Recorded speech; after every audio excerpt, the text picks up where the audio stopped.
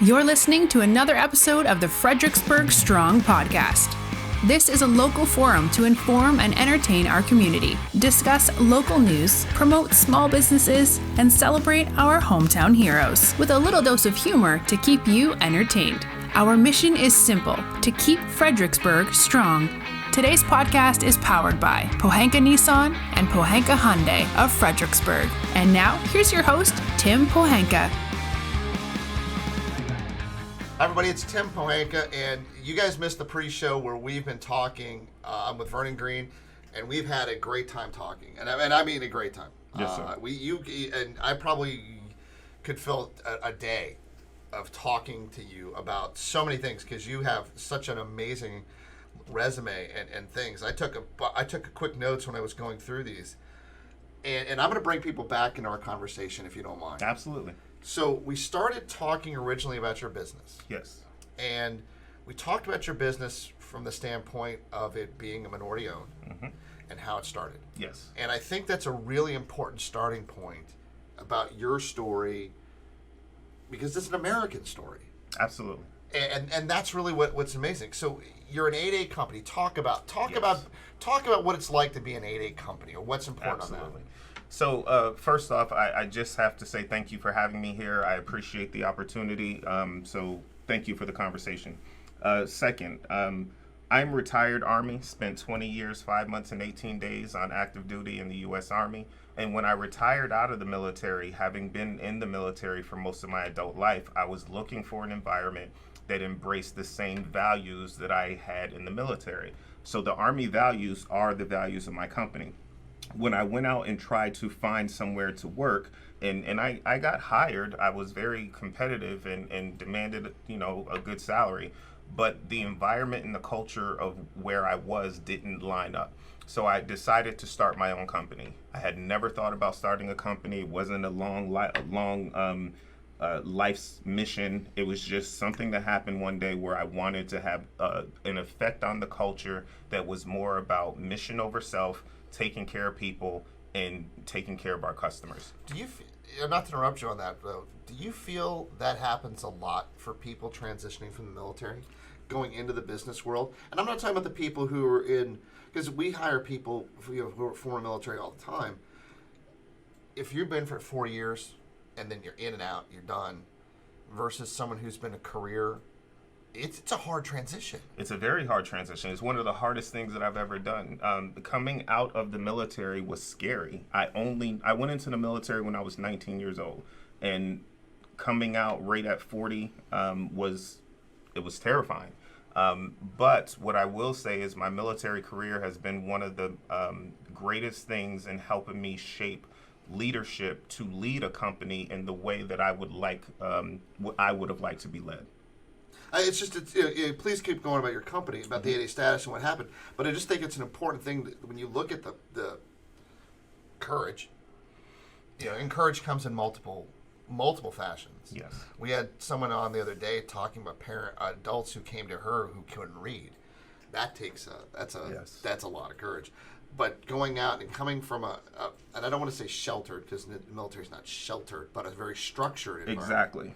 Exactly. To the business world, which at times can be, there's rules, right? And those rules are made in Jello, and so I think that's to me it'd be a very hard transition. Very, very challenging transition. But basically what happened is because I had such a strong reputation in the military, when I did start my company, I leaned on those relationships and the people that I knew to get my first contracts. And I think this is a misconcept for a lot of companies out there. A lot of companies think that they're going to get their 8A and the doors of heaven are going to open and all the contracts are going to come and things like that. I challenge that line of thinking to say your network is your greatest asset.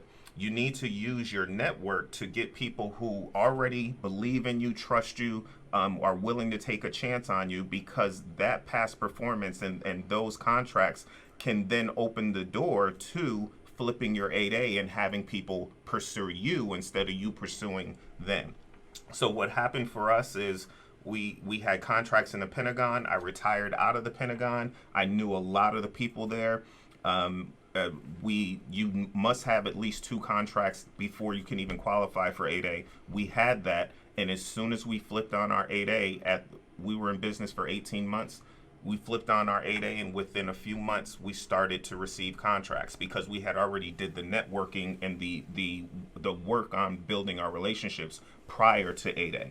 A lot of people get the 8A and then they go out and say, hey, I got an 8A. You're just starting to build your relationships, building your network, and you're wasting your 8A time trying to build networks, where you should build the network, then turn your 8A on, and you start to reap the benefits faster and longer.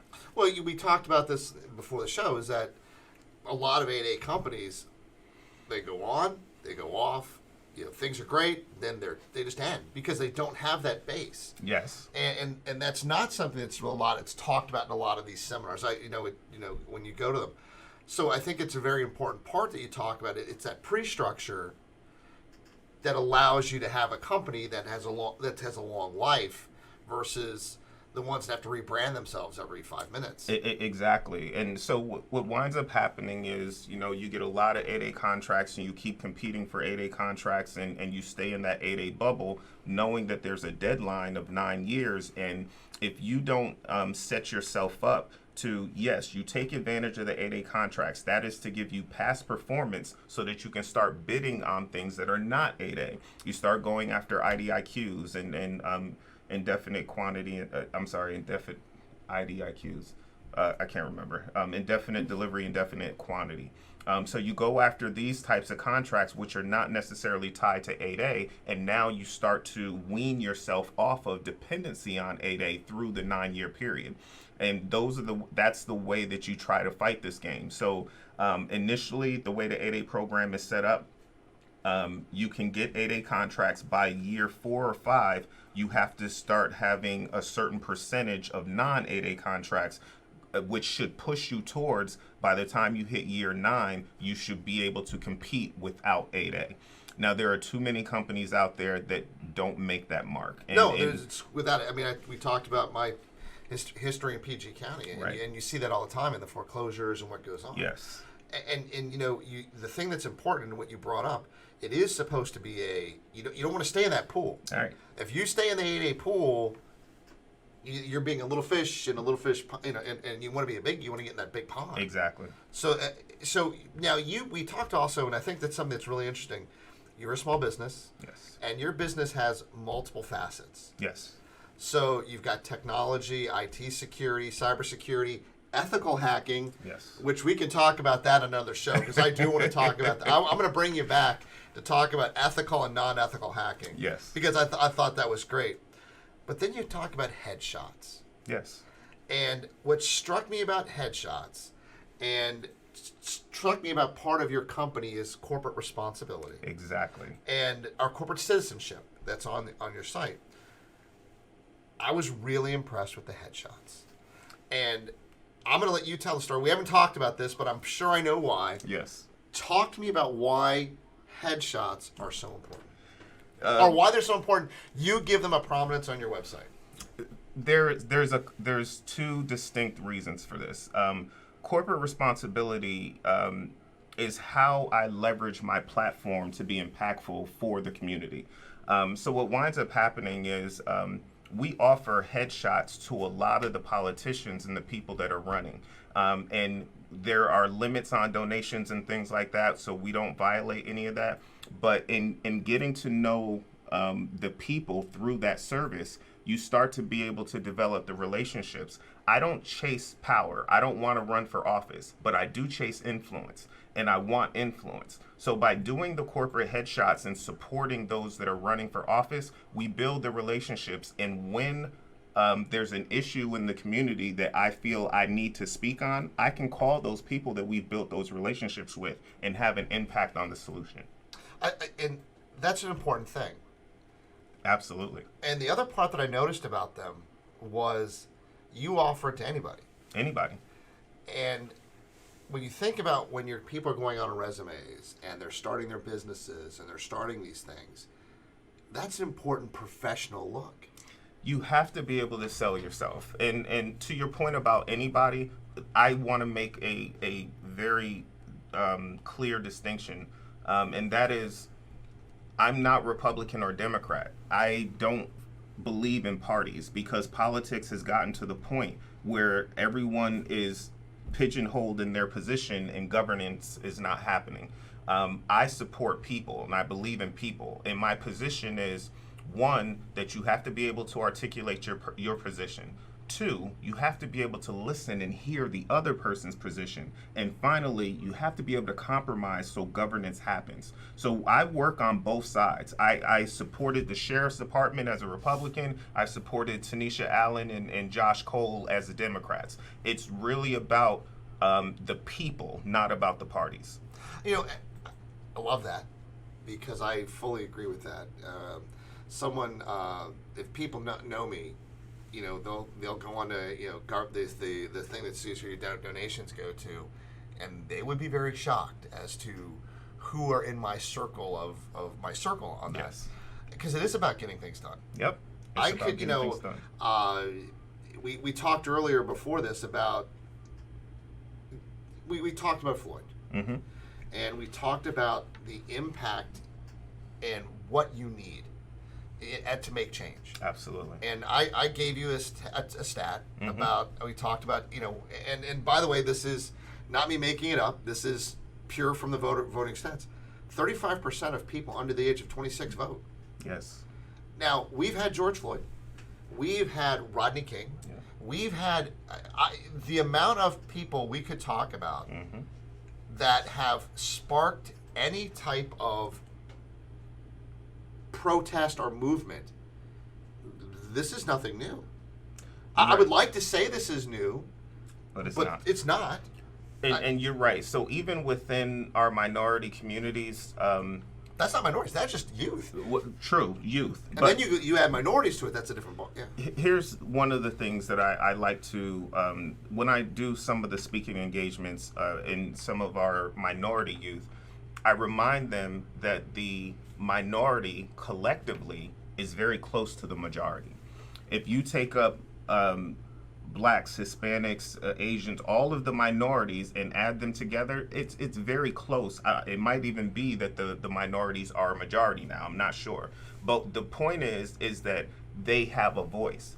The challenge is that when you've had years of oppressive behavior, they don't believe they have a voice. And that is a very, but it's a very good point. They don't believe. And by the way, that's not just the case in a minority community. There is plenty of people in my demographic yep. who my vote doesn't count. Yes, and that apathy yes. is dangerous. It's very dangerous, and so I speak to this a lot. Without pointing a bunch of fingers, I remember when Hillary and Trump were running, and you know, a lot of the communication that I had in the minority community was, well, I don't trust either one of them, so I'm just not voting. And you know, it's really hard to say I'm not going to be involved in the process, but then complain when the process hands you a hand. You can't do that. And that happens all the time. Yes. When you look at the last sets of elections, 43% of Virginians voted. Wow. 43. How is that? You know, how does that make any sense? And by the way, people could talk about any type of voter suppression. 43%. No one had to suppress that. Right. That was suppressed on its own. Yeah. I do understand that it was suppressed, but what I also know, and while I said I'm not a Democrat or a Republican, if you look at demographics, usually Republicans have more money, they have more resources, so forth and so on, and normally the Democrats who kind of appeal based on programs and resources get the poorer vote. But there are far more poor people than rich people. So how do you balance that out? You have systems or situations where the majority, which is the don't come out to vote, which always is going to give the other side an advantage in the polls.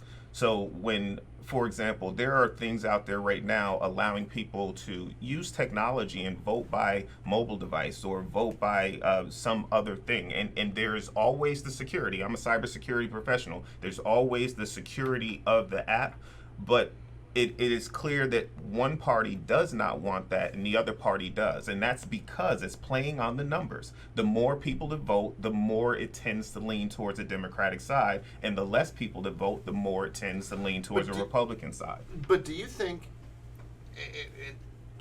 maybe I'm naive, I think when I look at the demographics, 20% of the people would vote for Republican if it was Iraq. 20% of the people who are Democrats would vote for the Democrat if it was Iraq. Yep. That is 40% of the electorate. And if only 43 vote, then you're only speaking to 3%. Exactly. And which is, to me, and then, there's an interesting quote, and I'm going to get in so much trouble for this one, but I'm going to say it. AOC made a comment with about Joe Biden, saying that if this was Europe, they wouldn't be in the same party. And it's true. They would not be in the same party if it was Europe. Joe Biden would be in a party that encompasses the middle of the road, and AOC would be in a party that encompasses a very small subsection of it. She wouldn't have the voice that she has. I agree. It's because of, unfortunately, how our politics have gotten, that you get somebody who can be as threatening to the right as she can come across, and as threatening as there's enough of I can't even tell. I mean, I would be here all day. On the right, that feel as threatening to the people on the left. That's a problem. I agree. That's the yelling and screaming and noise that's not getting anything done. So we talked about this before, but the entrenched nature of our politics right now has put us in a place where compromise and governing is just not happening. And so whoever has the majority in the House or in the branches usually wins. We've also come to a place where the Congress is no longer an independent and equal branch, but it's more of a little brother of who's ever sitting in the presidency, and that's an amazingly astute point. So we no longer have that equal footing that provides the checks and balances that are needed. Where the way I feel about politics is it's like a huge pendulum. It goes from one extreme to the other. So when President Obama was elected, there was this huge swing to come back the other way, and now we got a President Trump, where the true governing should be somewhere in the middle. But because everyone sticks to their extremes, we keep getting extremes. Yeah, I listened to something interesting from Newt Gingrich, who's a lot of people may not realize his actual real job or calling was being a historian. And he talked about how important it was to have he and President Clinton at odds, because they were able to accomplish so many things. Yes. They were at odds, but they were focused on the same goal. Exactly. That's where the compromise comes. That is what our framers, as imperfect as they were as well, thought of. Right. It has to be. We were formed on a revolution. Yes. We were formed on a revolt. Exactly. We were formed on a protest. We were formed on a riot. Yes. Discord was at the part of what it was, but there was always the loyal opposition. Mm-hmm. We're fighting for this, but we have a brighter goal. Mm-hmm. I have no idea what some people's goals are. Do you? So, no, I can only go by. I'm one of those people that believe follow the money trail and it'll tell you what's in their heart. And so I look at the money and see where money is being spent, where laws are being pushed, and so forth and so on. Because if you follow the money, it tells you what's important to people. And so there are a lot of things that are going on that, and like we talked about the expansion of the prison system. And within that expansion, we're not necessarily saying that white people aren't affected. We're just saying that minority communities are affected a lot more. And so if you look at where, I don't know if you've heard of ALEC and all of their roles in pushing policy.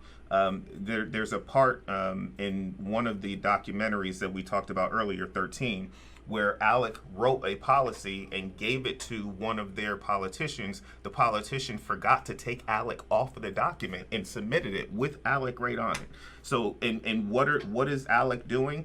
ALEC is pushing policy that benefits the companies that are a part of it. So what happens is they are now directly influencing policy that benefits a sub culture or a sub portion of the community. And what are those communities? Corporations. So when you start to come back to corporate responsibility, we feel, G Cubed, we feel that it is our responsibility to build communities. We, as a matter of fact, one of our taglines is changing lives, strengthening communities. That's one of the things that is very important to us. And when you look at, if you follow our money trail, when we did our taxes this year, we gave 78.6% of our net profit back into our community because all of our people get paid. But what we're doing is using our platform and our money to make a difference where it counts. Now, I'm small. We have under 50 employees. We're somewhere around $7.5 to $10 million a year. But at the same time, I feel like where I live, which is Stafford, and the surrounding areas, I am being impactful where I can. And the more we grow, I will increase my scope and my influence.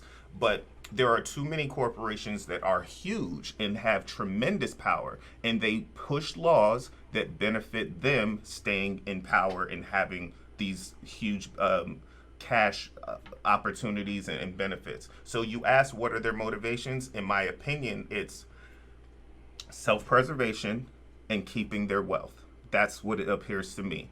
When you look at minorities, there's a huge discrepancy within our country between leaders, elected leaders, and the people they lead. You and I had a conversation earlier about privilege and people who have not struggled. So what I will say is within a black household, they're still trying to figure out how to pay the rent, how to pay all the bills, how to get to work and things like that dominate their day. But to someone who none of that is even a concern, it's just a foregone thought that those things are taken care of. They're thinking about expansion and growth and other things. So for hundreds of years, black people have just been trying to survive, not just black people, minorities, just trying to survive on a daily basis while whether it was redlining or whatever the rules of engagement were, have allowed white people to expand, grow, and prosper. So now we come to a present time. And in the present time, you're saying, well, we're not racist and we're not doing this stuff anymore. But when you look at the cumulative damage that has happened over the years and you're wondering, well, why is this community failing or not perceiving or progressing? You're saying, well, their problem is because their men are not raising their kids. Well, that's because their men are in jail, and that's because their men are locked up, and that's a systematic place where that's a systematic function of what was going on. So all of the and I'm not one of those people that want to place blame. What I'm saying is, if we can admit it, and this is where the embarrassment comes in, if we can admit it, then we can start fixing it and addressing the changes. But what happens is, it just seems to go to a place of, in my opinion, embarrassment, denial, so we just keep going in the same place. Which brings me to one more point, and then we can move on. No, you the points you're making. I'll come back on it, but yeah, okay. I fully understand. So when we look at where we are, it's hard to address it without looking at where we've come from. You know this old saying, if you don't know your history, you're doomed to repeat it. But what I will say is, where we are now, I am hopeful. And this is why I am hopeful. This message from minorities has been going on for hundreds of years. It's not like you said, this is not new. It's been going on. So the combination of lack of showing up to vote, lack of feeling like my vote matters, and all of these things has continued to allow it to keep going. But what I'm hopeful about is when I have been out to protest and when I'm out speaking, I see the group that's there as equally diverse. It's not just black people showing up. There's all races, and a very large portion of that population are white people that are showing up to say, look, something is wrong and there is something going on. And while I get beat up, just like you say you're going to get in trouble, I'm going to get in trouble for what I'm about to say. Black people can't do this alone. They can't fight this on their own. We're not the ones in power. We're not the ones that have the rule. So what happens is the more white people that are enraged and upset about this, the more change that can happen because they're the ones in power. The true conversations are not the ones that happen on TV or in public. They're the ones that happen in private, behind closed doors, where they let their guard down and say the things that they really believe. And so because of where my platform has allowed me to go, I've had people say something to me to my face, and then I've been reported to what they said when they got back behind closed doors, which lets me know that racism is still alive and well, even in Stafford. I would say that to think that we're ever going to remove any form of racism, I think is it's never going to happen in that regard. Tolerance and understanding is what we can. You brought up a couple points which I want to go back to, and I am going to tell you I'm bringing you back. We're gonna talk longer. I told you about my time with Dr. Farmer. Yes. And that's a whole other topic of a thing, which is we talked about this. Go read Lay Bare the Heart. He was an amazing speaker, one of the best classes I've ever had at Mary Washington. I'm sorry that he passed away. I would love to have his views on what's going on and talk to him about that. But his comment to us in class one day, and it sticks with you, is if we're both running a marathon and you have a 100-pound weight backpack on your back, and we both start at the same point in time, and we're running, and then halfway through the race, I clip the backpack off of you and go, okay, now we're equal. Exactly. It's not. Exactly. And that's where, and so that point has been, well, I mean, it's not equal. But the embarrassment part is, how do we try to do that? And we're always going to make mistakes with that. And that was his point. And it obviously it resonated to this kid that was sitting in his class. When you look at our leaders, and I talked to you about some time in PG County, and when you're a car dealer, we see everything. We don't see black, we don't see white. We see a can you buy? Yep. Can you not buy? Yep. So I could tell you a really funny story offline because of that. But when you look at the people who are in power, whether they're in a minority community that has elected the same people over and over and over again, and the laws haven't changed. Exactly. Or the policies haven't changed. Or Mayor Stoney is getting just absolutely crushed. These are the people that were elected. Yeah. You have to hold them accountable. Yes. Whether they're a D or whether they're an R. And if you're not getting any help from a D, you need to go to an R. And if your R's not helping you, then you go to an I. That's the part it isn't about party. It's about who's going to have the same values exactly at the end of the day. Yes. Well, it's a value thing. I will support whoever has. Look, I may not agree with you on 100% of the issues, but I know where you stand on how you're going to do it. I'm cool with that. Exactly. I'm cool with that all day long. Exactly. Because I don't want people. If everyone just agreed with me, the world could be in trouble. My business could be in trouble. So those things are so important, and that's the part that I think is missing. Is understanding it's not, I mean, and we talked about this, and I'll bring it back up. When you look at communities, things that can be, I'm a big fan of a guy, John Hope Bryan, Operation Hope. He talks about the economic power that's trapped in communities that have been, I mean, we use the word oppressed. I mean, yes. And by the way, self-oppressed in some cases because of who they've elected. Check cashing stores. Yes. I remember sitting in our dealership in one of our stores, and someone telling me they need to go to a check cashing place to turn their check in. Yep. Oh my God. And I'm sorry to say this, I've been in that circle. But not to be able to trust a bank or not feel welcome in a bank. Exactly. And that's exactly what we mean. The resources that we need are not necessarily there or extended to us. But what is extended to us are resources that exploit exactly the situation. Check cashing places, high interest rate credit cards. And the people who are being hurt are the people who don't have an economic way to escape their situation. So they end up in this same pattern, the same process over and over again, which ends up being a downward spiral.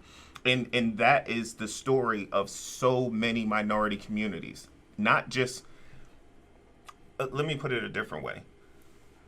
For me, I've been a beneficiary of programs through my life, whether it was food stamps or opportunities at college or whatever.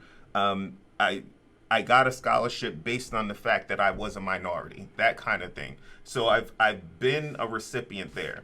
But also, as a business owner, I understand fiscal responsibility, and I understand a lot of the things that usually fall on the other side as well. So that gives me a perspective on a very wide range of possibilities. So where programs are usually something from the Democrats and fiscal responsibility and things is something from the Republicans, I see the benefit of both. Whereas a lot of people on the Republican side are trying to protect their wealth, and a lot of people that don't have opportunity are trying to get programs to give an opportunity. The truth is, if you were to take those and blend them, then we end up somewhere in the middle that benefits more people. I will tell you, when running a business in a community that, and by the way, it's not black and white. It has and has not. It has and has not. Exactly. It is an education. I agree. I have friends who have dealerships in West Virginia. Same issues. You're not going to get much more white than West Virginia. I get it. And you listen to what he's talking about, and you listen to things that I picked up from. This is not about necessarily color. In some instances, I mean, I'm not trying to discount. My COO, her name is Wendy Maurer, white female, previous board of supervisor for Stafford.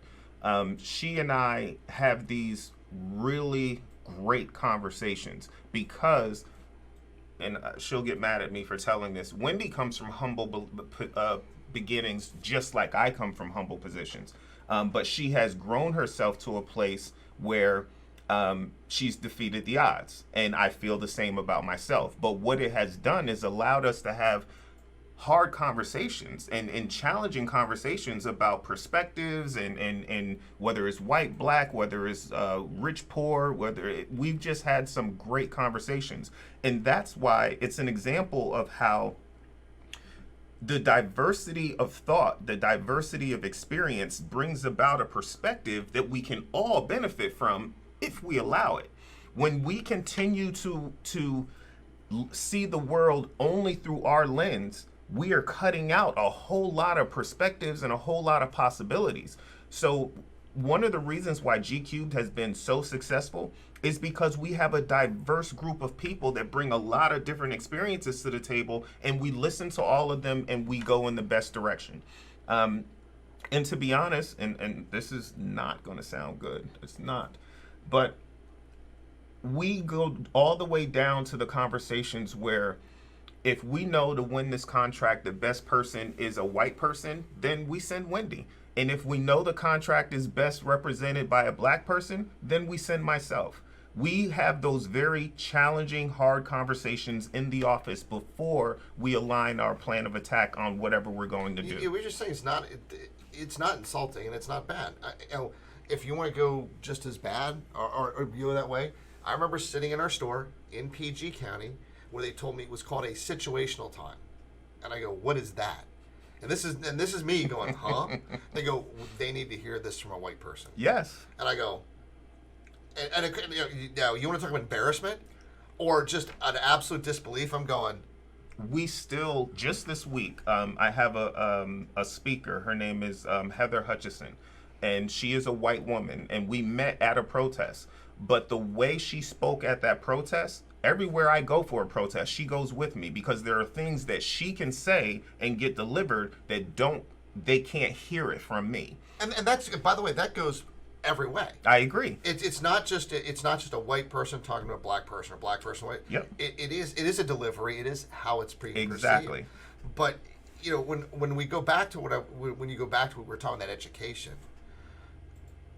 when I see people's credit and I see their income and I see their rent and I see what they're trying to get, yep, we see it raw, very, very raw. Right. $300 starts everyone's problem. If it's a prepaid credit card, yep, that they fail to pay on time, if it's by the way, I bought a ring for my girlfriend and she broke up with me, so I'm not paying it anymore. Yep. Or it's a cell phone bill that they go bad on. This is education that can be fixed. Yes. This is financial commerce and business understanding that can be fixed. That is it going to immediately get someone here and here? No, it's not. But is it going to stop them, to your point about being so wrapped up in, I'm so poor, I can't even imagine being broke? Exactly. Because the truth of the matter is, those basic things that you're talking about, when I grew up, I didn't have anyone that spoke to me about those things, because no one spoke to them. Yeah, exactly. No one spoke to them. So they didn't know, so I didn't know. But as a matter of fact, right now, it is a priority of something that I teach my kids. My kids work for my company to earn the money, to earn a living, earn a salary, and understand how business works. They've rotated through different departments so they can get educated on these things. But if it wasn't for the opportunities that I have had, that same information, that same knowledge is not widespread throughout the communities. It's not. Anywhere. And that's why when we talk about education, financial and economic education has got to improve at K through 12 level. All day long. It has to improve, because when they come out of high school, they already have a credit card and they're already starting to be in trouble. All day long. And that's exactly what I can again, I'm not telling you I'm a great statistician, and I'm not telling you that I've got, gobs and I just have it from the grassroots of what we see. I've always said, if you want to see the best person to tell you about a community, call a car guy. Because it is.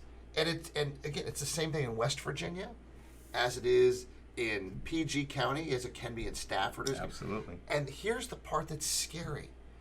Or to your point about Republican side or Dem side or whatever you want to look at it, I couldn't make a lot of car deals because the payments were too high. So we didn't sell our product, right, didn't generate revenue, didn't have an exchange. Either way, it is bottled up. It is absolutely bottled up opportunity for everyone because of a lack of education. Absolutely. And a lack of holding your own people accountable. Mm-hmm. I cringe when I think sometimes about how much opportunity and how much transaction and how much economic activity could happen. If there was a education, a knowledge sharing, people just came to. I absolutely agree. And what I will say is that I do feel like there has been an awakening within our country. And I'm not even going to dumb that down to race or minority. I just think there's been an awakening in our country. And I think that awakening is going to lead towards reform and change in a lot of areas. To your earlier point, about not being able to overcome racism, to think that racism is going to go. I agree with you. If things have been going this way for hundreds and hundreds of years, I don't expect people to have a heart change overnight.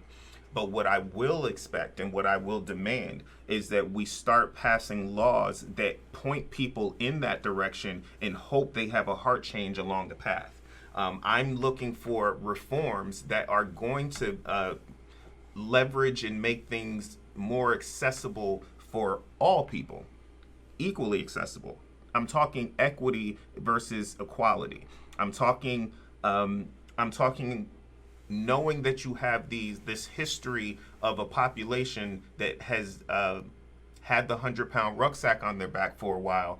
How are we going to try and elevate, educate, and give them an economic baseline? Because here's the truth of the matter. There's only two things that affect politics: money and majority votes. And if you're a minority, you don't have either one of those. So you brought something up earlier, and I think it's really important. And it goes to what I talked to you in the show earlier. And we're both going to get in trouble for this, so now we'll both be in the same boat. So we'll probably both be the only two friends. We can call each other on the phone and say, hey, I'm getting yelled at for this. And you go, yeah, I'm getting yelled at for this too. You've been counseling groups in the Black Lives Matters movement. And I've been taught, people have asked me about the same thing. And my concern is, to what I said earlier, they're not going to voting in the next election. And I thought the dirty secret in politics is, you can protest all you want. Yep, we'll outlast you because you're going to get tired. You're going to get tired. You're going to go home. You're going to go home, and nothing will change. And you're not going to vote.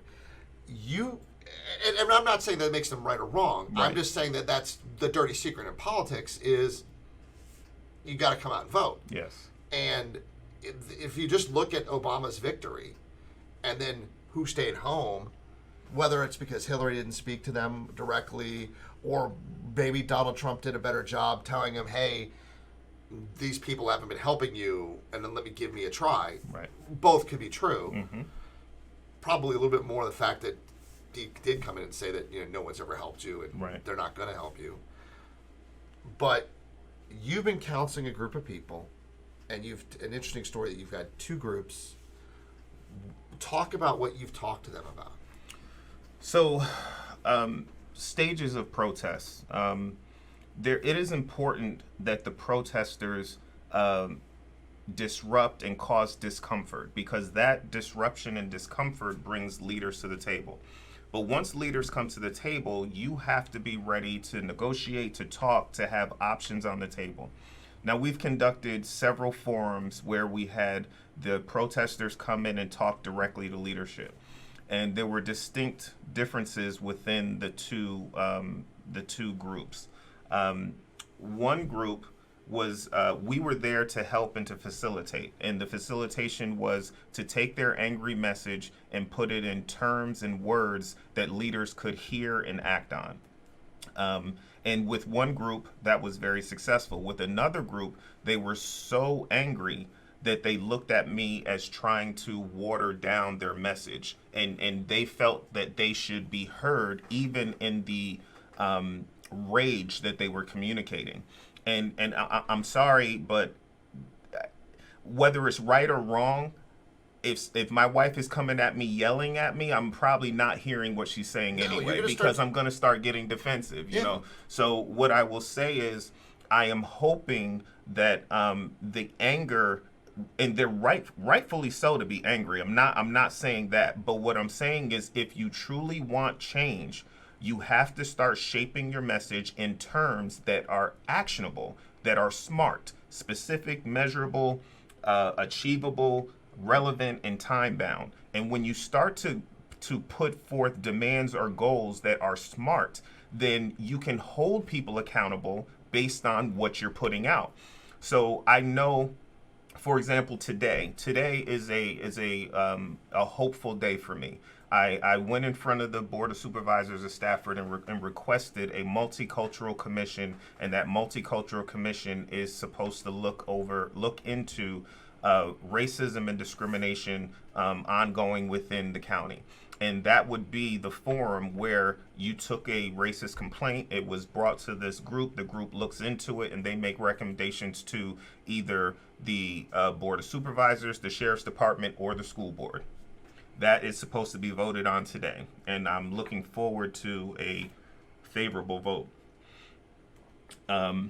But what I'm saying is that demand came out of shaping the requirements from hearing the protesters and coming up with an actionable thing that could actually be implemented and done, and not waiting for the next vote, something that we could do right now that helps us right now. So while voting is absolutely paramount to getting our needs met, I don't want to have to wait a year, 2 years, or 4 years to wait for the change to start. So that's where, to your point, the accountability has to be there now, immediately. By establishing this commission, I'm hoping that gives the accountability to make sure that changes are, or at least the voices are heard so that change can begin. So, you know, and I want to make sure that I was clear about when I said voting is important. Oh, no, I know. And I want to make sure this, I'm not suggesting to anybody that they wait 2 years, 3 years, 4 years for an election. Yes. When I say voting means contacting your representative and yes. letting them know what you feel. Absolutely. On a consistent basis. Yes. And whether it means that you donate $10, $5, $2. Well, be careful. If you give them $1, they're still going to send you like $7. They're going to spend $25 in stamps to get you more back. But if you vote with your money, whether it's dimes and nickels add up to dollars. Absolutely. And you can create change that way. Absolutely. And that's the part where when I say vote, I say you stay involved. And that means that you don't just sit there. I appreciate people out there with a sign and what they believe. I'm one of those people. I believe that there are so many of you who have fought for our rights to be able to tell each other we disagree. Right. And shed blood so that we can tell each other we disagree. Absolutely. And I have no problem telling me that they would disagree with me. I was married a couple times. And clearly, obviously, I'm used to that. But you have to stay engaged. Yes, and that's my personal challenge. I have a team of people: Gary Holland, Naisha Wilson, Heather Hutchison, and our message has been: get busy. If you're complaining about something, get busy. And I share this story with a lot of the people that I talk to. When I moved to Stafford, I was in the military. I was stationed in Hawaii. I was just coming back from a deployment in Iraq. And I came down on orders to come here to Fort Belvoir. My wife and I went on the internet. We found a house. It was at the back end of the crash. So we had a $415,000 house, and we bought it for $219,000. We bought it sight unseen. We arrived at the house, moved in. The very next morning, I got a letter from my HOA telling me that I was out of compliance on something, right? I didn't get a hello, welcome to the neighborhood. I got a compliance letter. I went to the next HOA meeting. They didn't hear me.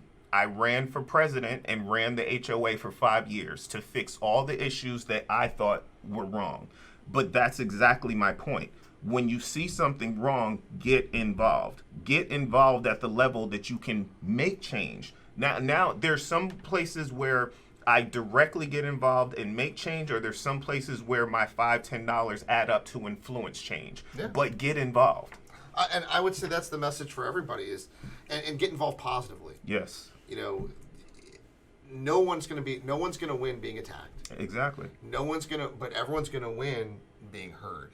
And how you get that done. I want to tell you this, is that if you need any help from me, I think that we share a lot of the same things. There's a lot of things we don't share, I'm sure, but I appreciate the open conversation. I appreciate the fact that of what you're doing. I couldn't say enough about, we haven't even delved on what you're doing in the community. You mentioned something before. I'm going to end on this, and I'm going to say it's important. You're a small business, but you mentor small businesses. You're doing it every day. Thank you for your service in the military. Thank you for your service here in the community. Thank you for joining me here. And I do want to have you back and have some more longer-term conversations. Absolutely. Thank you so much for having me. Thank you, Vernon. This is Tim Pohanka, Fredericksburg Strong episode. I couldn't have been more excited about this one. Thank you very much. Thank you.